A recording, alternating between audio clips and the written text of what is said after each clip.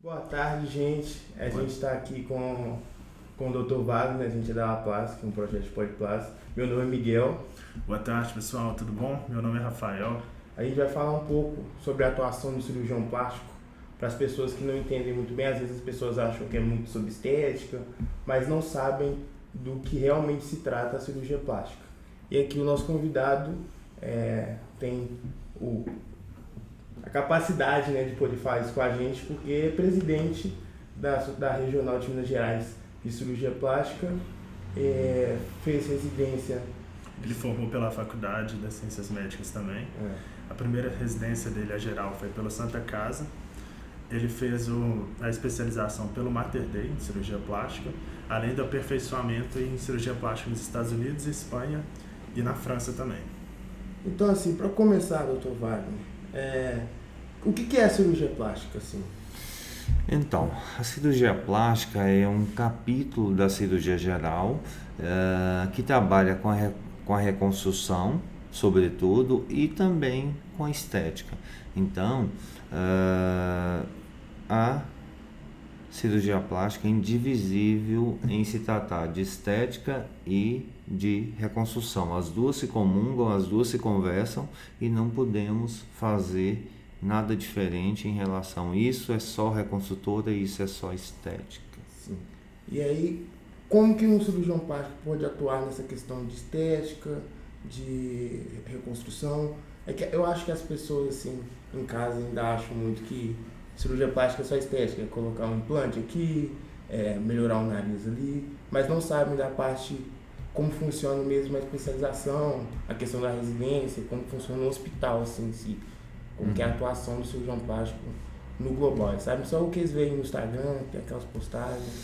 Então, vamos começar da formação. Um cirurgião plástico, para ele ter uma formação, ele precisa de fazer 6 anos de faculdade, né? Se graduar em medicina. Daí ele vai precisar de fazer 2 ou 3 anos de cirurgia geral e depois mais 3 anos de plástica. Isso aí, 2 ou 3 geral, está em processo de mudanças pelo Colégio Brasileiro de Cirurgiões. Então, alguma coisa deve mudar para estabelecer 3, aumentar um de ou 2 e aumentar um de plástica, enfim. Não deve mudar o quantitativo de tempo, mas deve ocorrer alguma mudança. Enfim, depois que você se termina o curso, você vai passar por uma avaliação da Sociedade Brasileira de Cirurgia Plástica, que é uma avaliação de currículo, uma entrevista e também uma avaliação de conhecimentos dentro da especialidade. Sendo apto, você vai registrar essa especialidade no CRM, que nós chamamos hoje de RQE, que é o Registro de Qualificação de Especialidade. Você tendo esse registro já é uma porta aberta para você ser qualificado como cirurgião plástico. Daí não para, você vai ter que ficar sendo aperfeiçoado através de congressos, simpósios, encontros, workshop. Então toda essa demanda ela só tem o dia de começar, e a atualização ela é imprescindível para você ser um profissional qualificado. Né? São então 6 anos de faculdade, mais os 6 anos de formação para virar um cirurgião plástico, mas assim, a gente não para no momento, né? Sempre estuda, sempre estudando, né? Sim. Agora... E se você ainda vai galgar alguma subespecialidade, como microcirurgia, crânio-facial, você ainda tem que fazer mais 1 ou 2 anos de complementação. Então, são subespecialidades da cirurgia plástica que demandam conhecimento e tempo.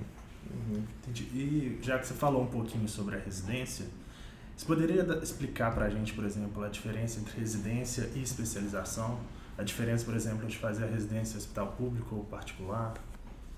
Sim, em verdade não muda em muitas coisas, que hoje nós temos o DESC, que é o departamento que faz toda essa vigilância de serviço, e existe critérios para você ter uma residência aprovada pela SBCP. Então você tem serviços credenciados ao MEC, que cabe também à Sociedade Brasileira de Cirurgia Plástica fiscalizar, e as especialidades que são chanceladas pela Sociedade Brasileira de Cirurgia Plástica.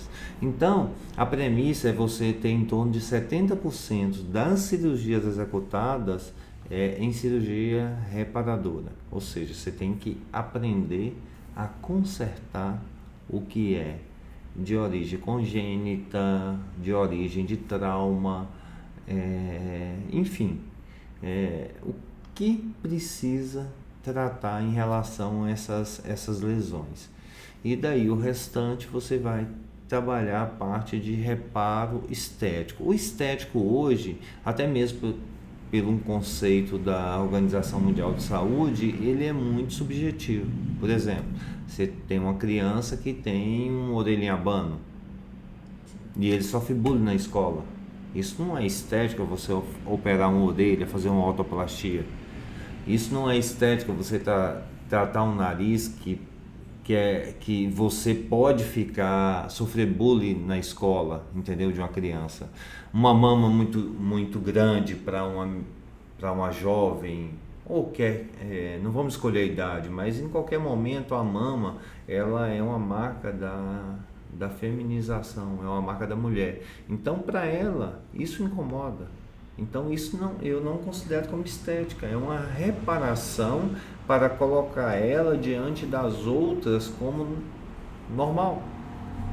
Tem que lembrar também que essa questão da estética é subjetiva, mas sim, com certeza impacta na qualidade de vida da pessoa, né? Porque sem dúvida envolve o âmbito social e tudo mais. Então, até mesmo as pessoas que acham que cirurgia plástica é só estética, tem que entender que a cirurgia plástica envolve até questões psiquiátricas, distúrbios, né? Então é importante mesmo ressaltar essa parte, que tem muita gente que não conhece essa parte da cirurgia plástica, acho que é só o que vê no Instagram.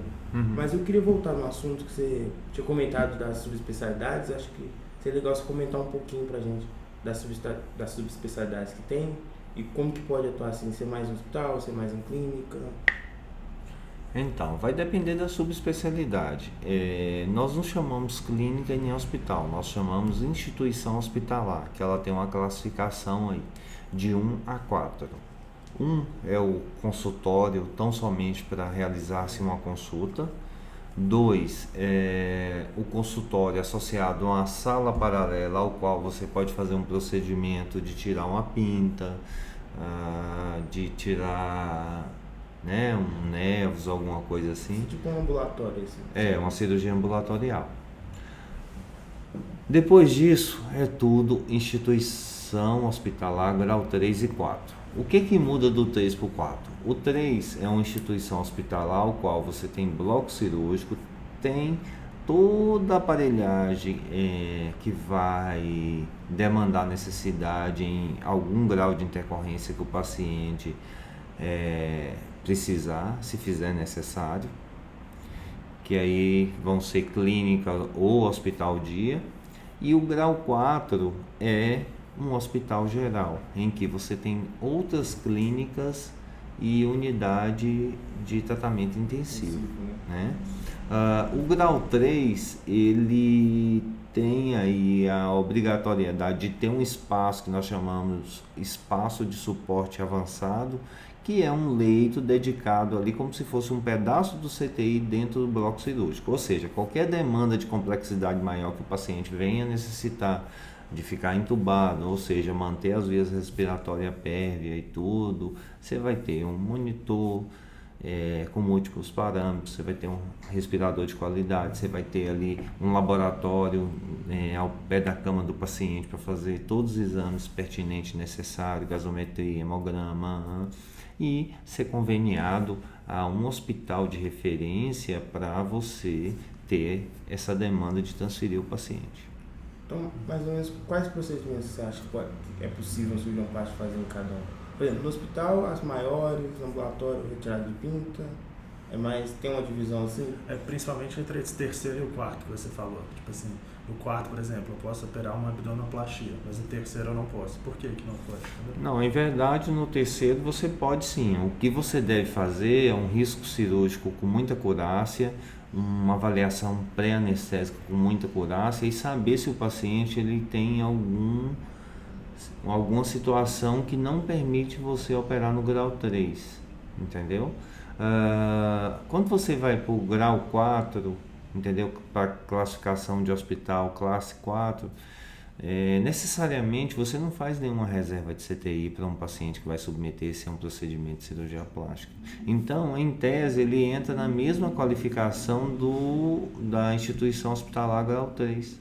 Se precisar, eventualmente, ele vai ficar esperando dentro do bloco cirúrgico nesse suporte avançado, que o grau 3 também tem, né? Agora, o que tem que ser pensado é o seguinte: um paciente cardiopata, um paciente que tem uma angina, que tem alguma instabilidade hemodinâmica, o ideal é que ele opera em uma instituição hospitalar grau 4. Porque se ele precisar de alguma situação hemodinâmica de emergência, ele vai estar no ambiente adequado. Entendi. Então não depende tanto do procedimento em si, mas do paciente. Do paciente, né? Dessa avaliação generalizada. E isso começa pelo cirurgião plástico, que avalia todos os exames pré-operatório, essa conversa e aproximação com o cardiologista, com o anestesista, e na programação pré-operatória que o cirurgião plástico evidentemente faz, daí a gente vai pesar, né? Colocar na balança.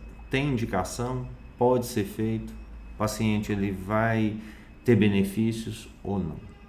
Entendi. Tá. E nessa questão de complicação assim, de cirurgia plástica, você vê que tem cirurgia plástica é uma especialidade segura, assim, de fazer procedimento. Uma pessoa que procura cirurgia plástica tem muita complicação comparado a outras áreas ou é mais simples? Não se fala em simplicidade em relação a procedimento cirúrgico, né? Eu saí de casa hoje e atravessei a rua e vim para cá. Então, existe o risco de eu ser atropelado. Vem um carro desgovernado de lá e pode me atropelar. Por mais que eu tenha prudência, por mais que eu tenha, né, perícia, que eu seja racional em todo meu trajeto, na minha caminhada, pode vir um carro desgovernado com uma pessoa que não tem habilitação e vir lá e me atropelar. Toda cirurgia tem um risco, então, né? Sim. Mas tem algumas que tem mais, tem menos. Então, existe essa diferenciação assim, na cirurgia plástica? Sim. Os procedimentos combinados, ele pode oferecer um risco maior. O que a gente sempre protela e faz esse combinado e faz essa propagação com os nossos pares é que o procedimento ele não deve exceder um tempo entre 4 e 5 horas. Depois disso, o paciente ele fica mais exposto à intercorrência. Lembrando que a cirurgia plástica é uma vertente da cirurgia geral, da ortopedia, da neurocirurgia, e ela é passível de intercorrência. Ou seja, na cirurgia plástica como na cirurgia geral, nós temos aí uma possibilidade de intercorrência em torno de 0,1%, que é o normal de qualquer procedimento que envolve cirurgia. Quando você faz um apendicite, você tem esse risco. Quando você faz uma operação de hérnia de vesícula, a mesma coisa. No entanto, quando você faz uma cirurgia de mama, uma cirurgia de abdômen, uma lipoaspiração, não foge à regra. Só que existe uma conotação que é de um paciente que até que se prove contrário não tinha doença. E daí ele vai ser em 100 mil, que teve um resultado não previsível, né?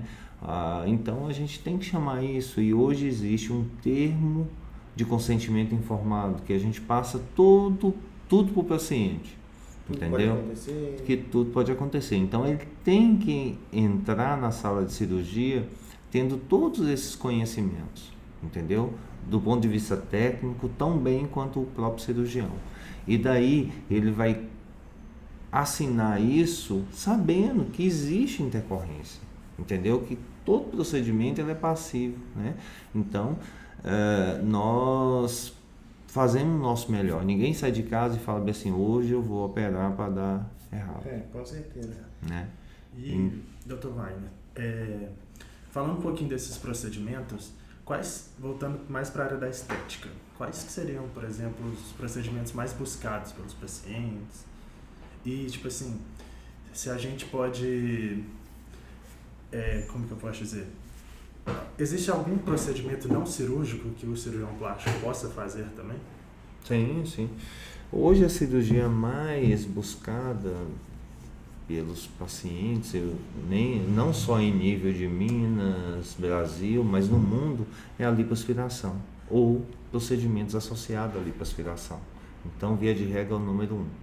A segunda é algum procedimento realizado na mama, relacionado principalmente à colocação de prótese, né? Então, a cirurgia plástica é isso. Os procedimentos que você me perguntou em relação a procedimentos auxiliares, né, que não cirúrgico, que nós chamamos de procedimentos ancilares, que vão ajudar a cirurgia, existem muitos procedimentos, sim. Existem os preenchedores, os bioestimuladores, as toxinas botulínicas, o uso da gordura. A gordura ela chegou para a gente como, sabe, aquele coringa que a gente consegue trabalhar de uma forma bem tranquila, porque é um produto do paciente, ela tem fatores de crescimento, fatores estimuladores, e a gordura é uma célula matricial, então ela tem fatores que vão estimular a você ter um crescimento aonde ela é depositada. Exemplo, se você coloca ela dentro do músculo, ela vai estimular a fibra muscular crescer. Se você coloca no subcutâneo, ela vai estimular a qualidade da pele melhorar. Você pode usar como preenchedor, sim, então a pele vai ficar mais robusta, mais volumosa. Então hoje nós usamos a gordura com várias situações, até mesmo na cicatrização de feridas. Hoje nós temos esse curativo biológico, que nós sacamos a gordura do paciente e depositamos sobre a superfície da ferida, e com isso a gente tem um estímulo de crescimento que faz com que a ferida feche mais rápido, né? Logicamente associado a outros procedimentos, que é o curativo a vácuo, a câmara hiperbárica, enfim, são procedimentos que a cirurgia plástica faz, e de um crescimento assim incomensurável. Mas a lipoaspiração e enxerto de gordura pode fazer em nível ambulatorial? Não, assim, não. Isso é mais cirúrgico mesmo, precisa de preparamento. A cirurgia de lipoaspiração, ela deve ser feita por um cirurgião plástico, isso pela matriz de competência, porque primeiro o cirurgião plástico ele tem essa premissa, porque ele fez cirurgia geral no mínimo, né, de 2 anos, então, e a responsabilidade de se fazer uma lipoaspiração, ele é chancelada para o cirurgião plástico, subtrair gordura, né? E não deve ser feito no nível ambulatorial pelo seguinte: geralmente quando você vai fazer uma área, entendeu, mais do que 10 centímetros quadrados, você vai usar um quantitativo de anestésico local muito grande. E aí você vai implicar em uma situação muito séria, que é a questão da toxicidade. A toxicidade ela pode levar uma crise convulsiva por neurotoxicidade, uma parada respiratória, uma parada cardiovascular. E, enfim, é um procedimento que ele tem que ser feito com um cirurgião plástico, assistência do anestesista em ambiente de bloco cirúrgico. Ponto. Mas então essas de nível ambulatorial é mais botox, sim, ácido hialurônico também se usa um plástico faz? Sim. Entendi. Que são os procedimentos ancilares que eu te falei. O restante, bloco cirúrgico com cirurgião plástico e anestesista. Entendi. Por exemplo, Dr. Wagner, quando a gente vê falando de cirurgia plástica, a primeira coisa que vem na cabeça de muita gente é que fala sobre muito processo, né? Como que é isso hoje, a realidade atual? Então, existe uma judicialização da cirurgia plástica, sim. Às vezes ela começa onde termina a relação médico-paciente. Então, isso é uma situação pragmática que nós trabalhamos muito com os residentes e com os pares, entendeu? Para manter essa relação. O paciente, ele vem à busca de um sonho, mas cirurgião plástico não é padeiro. Quem faz sonho é padeiro. Você tem que buscar uma padaria, né? Mas essa questão é complicada também, porque a questão estética é subjetiva. Mas como que faz, assim... Para mensurar. Como que o paciente então, pode falar que... Pois é, você veio aqui para ouvir. Eu tenho que te falar o que eu acho da sua avaliação. Eu tenho que ser honesto e transparente e falar para você, isso pode, isso não pode. Eu não vou te operar por isso e por isso. Ponto. Entendeu? Se o paciente te entender e for tão honesto quanto você, ele não vai operar. Porque ele não vai ter o resultado que ele imagina que seja um sonho dele. Se você faz o contrário, você vai ter um pesadelo na sua vida e principalmente na vida do paciente. Então, a relação, entendeu, de confiabilidade e de você trazer um resultado, ela começa por aí, de transparência e honestidade. Então, por exemplo, para você como médico, se resguardar desses possíveis processos e tal, você mostra honestidade. Sim. Você fala para o paciente, eu consigo fazer isso, seu corpo permite isso. Sim. Eu acho que tem um problema também, que é a questão da rede social, né? Que as pessoas veem só a cirurgia perfeita. Idealização, né? Já vem com aquele padrão de, eu quero um corpo igual esse, eu quero isso igual aquilo. Deixa eu te falar, isso chama saúde e bem-estar. Isso a gente não compra na internet. O caminho mais curto para você procurar uma cirurgia plástica não é você buscar em mídia social. É você saber um paciente que foi operado, qual o resultado que ele teve, e daí você pegar uma referência a partir de alguém que você conhece que fez o procedimento. Ele vai te falar qual foi o comportamento do profissional, qual que foi a assistência que ele te deu. Lógico que toda cirurgia ela é única. Um planejamento que é feito para Maria, para Ana, às vezes é diferente.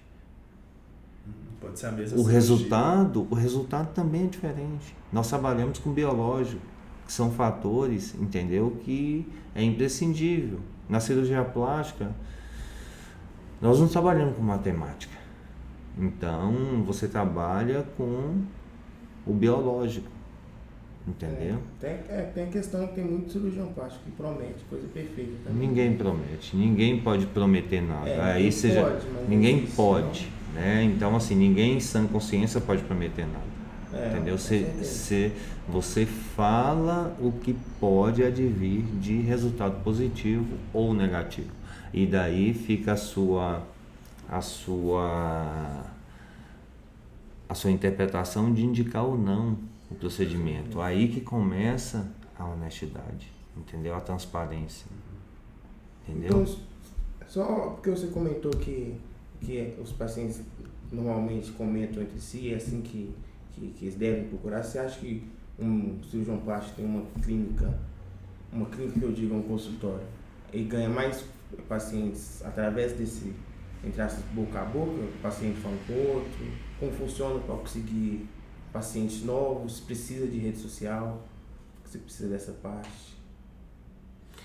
Deixa eu te falar, houve um boom em relação à rede social, todo mundo querendo postar antes e depois, que é proibitivo, é proibitivo pelo CFM, entendeu? Pelo CODAME. Está em fase de evolução um banco de dados fotográficos por gestão da Sociedade Brasileira de Cirurgia Plástica. Não sabe se isso vai ser aprovado ou não. No entanto, o paciente ele vem até você, como eu te falei, através do boca a boca, da sua porta aberta. Ele adentra através de uma referência de alguém que operou com você. O que vem da internet, para mim, eu não tenho interesse. Eu tenho a ficha do paciente Eu acho que eu até guardei aqui. Mas eu sempre pergunto a referência, de onde que ele veio, como ele chegou até mim. E ali, quando ele fala que ele veio através de internet, eu já coloco o pé atrás.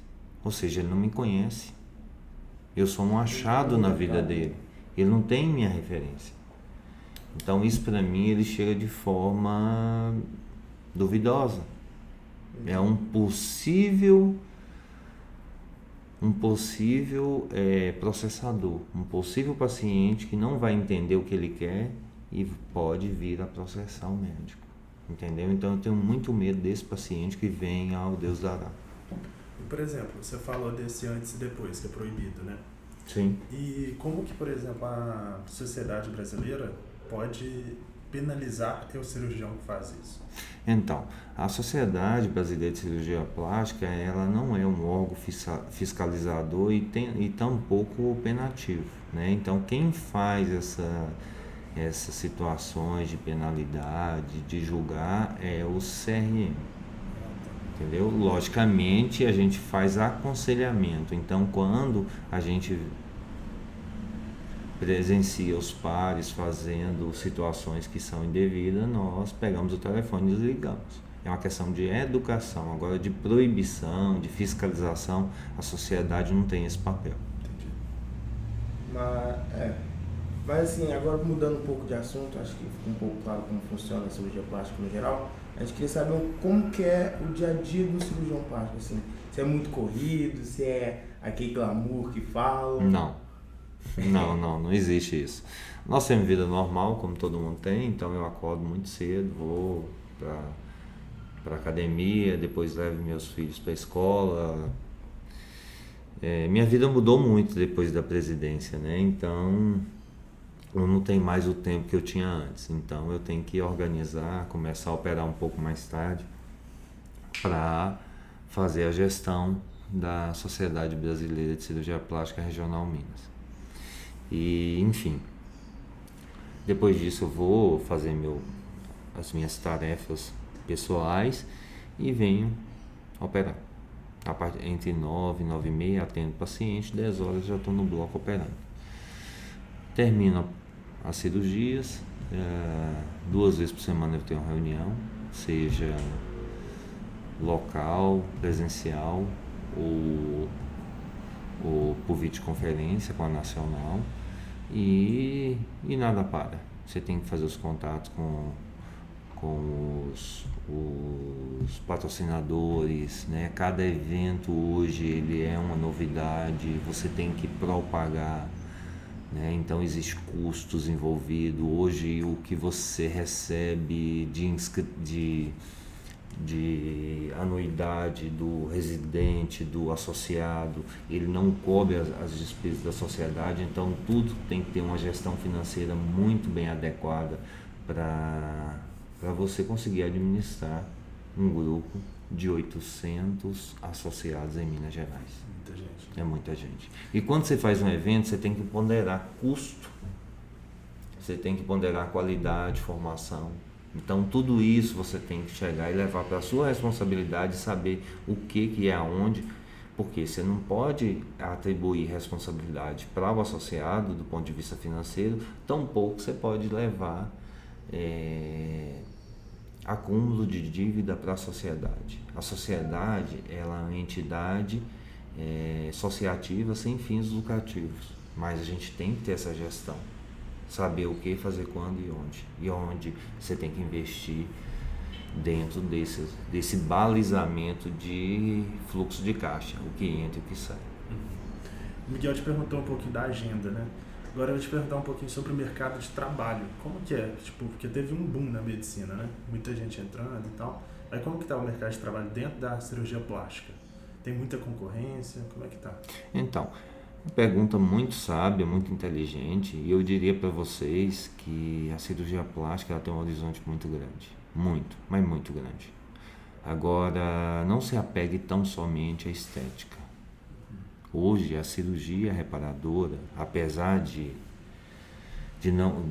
ter falado para vocês que elas são indivisíveis, mas hoje a cirurgia que repara, É o futuro fazer uma cirurgia plástica que repara.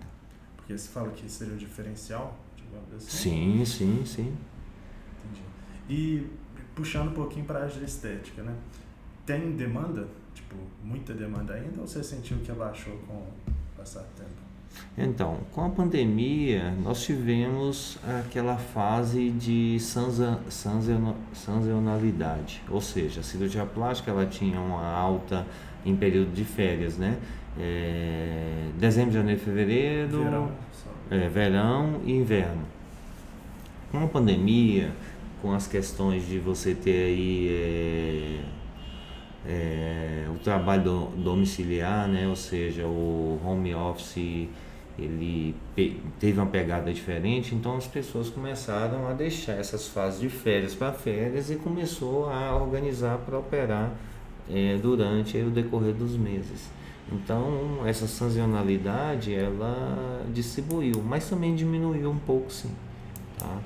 Então a questão econômica ela influencia nisso, então ninguém vai deixar de fazer um compromisso de reforma de casa, um outro objetivo, né, a fazer uma cirurgia plástica. Então diminuiu um pouco, sim, mas temos restabelecido hoje, né, a partir agora de 2023 os horizontes melhoraram bastante. Tem voltado cada Tem vez voltado, mais, né? sim, E sim. qual que seria a sua expectativa assim, para a cirurgia plástica daqui a 10, 5 anos, assim, para o futuro? Porque tem tentando muita gente, tem muitas áreas. Você acha que como a tecnologia vai impactar a cirurgia plástica? Se vai? Sim. A tecnologia é um ponto interessante. Hoje a robótica entrou assim para ficar na cirurgia plástica. Então hoje você tem a robótica para fazer uma aplicadura do reto abdominal, você tem a robótica para fazer face, entendeu? Então é um impacto considerável e de bom grado, sabe, que veio realmente para trazer celeridade e qualidade nos resultados. É uma situação bacana. As outras tecnologias de contorno corporal, Que Renuvion. Renúvel, Assim, Body Tight, Vaser, né? Então todas essas tecnologias elas complementam muito, mas nada do que uma cânula do tradicional, né? Mas então, você acha que no futuro, assim, quem planeja seguir esse caminho tem que especializar, fazer curso dessas novas tecnologias? Então, o ideal é você sempre estar atualizado, entendeu? Então isso aí é como tudo na vida, né? Então não é tão somente aprender a andar de bicicleta e saber que é só pedalar e as coisas vão dar certo, você continua guiando a bicicleta, não é assim, né? Então você tem bicicleta de marchas diferentes, elas vão evoluindo, vão mudando o pneu e você tem que acompanhar essa evolução, porque senão você cai. Com certeza. Mas assim, qual dica você diria para alguém que quer seguir esse caminho assim, de ser um cirurgião plástico no futuro? Assim? Vamos lá, é uma responsabilidade grande dar conselho, mas vamos lá. Eu diria que a situação mais importante é você dedicar o seu autoconhecimento. Se é isso que você quer fazer, você vai construir o seu objetivo. Ser um profissional hoje, você precisa primeiro de ter conhecimento, você precisa de abdicar de muitas coisas na vida, você precisa de estudar bastante, você precisa de estar ali, priorizando tudo e acima de tudo. Em qualquer profissão, em qualquer especialidade, puxando para a medicina, se você dedica, se você estuda, se você vai fazer as etapas acadêmicas, né? Eu particularmente eu indico seguir a parte acadêmica, que faça um mestrado dentro daquilo que você quer, entendeu? É interessante. Necessariamente não precisa ser um mestrado acadêmico, você pode fazer um mestrado profissional, desenvolver um software, desenvolver um e-book, um instrumental, uma patente. Então tudo isso depende da sua boa vontade e da sua perspicácia. Se você fizer isso, você vai ser um excelente profissional, independente da área que você escolher. Na cirurgia plástica não é diferente. São cirurgias grandes, são cirurgias que envolvem sentimento, envolve conhecimento e, sobretudo, o amor em tudo que você faz. A beleza ela é subjetiva, mas ela é conversada, ela é tratada, ela é discutida e informada. Se fizer isso, tudo que você fizer para o seu paciente, você vai estar fazendo para você. Isso para mim é o mais importante. Beleza, show. Grande Tem mais alguma coisa que você queira perguntar? Não, acho que é isso mesmo. Então, acho que a gente pode acabar aqui. Só agradecer ao Dr. Wagner por ser o primeiro convidado do nosso projeto. É uma honra te receber, viu, Dr. Wagner? Você prazer é todo meu. Né?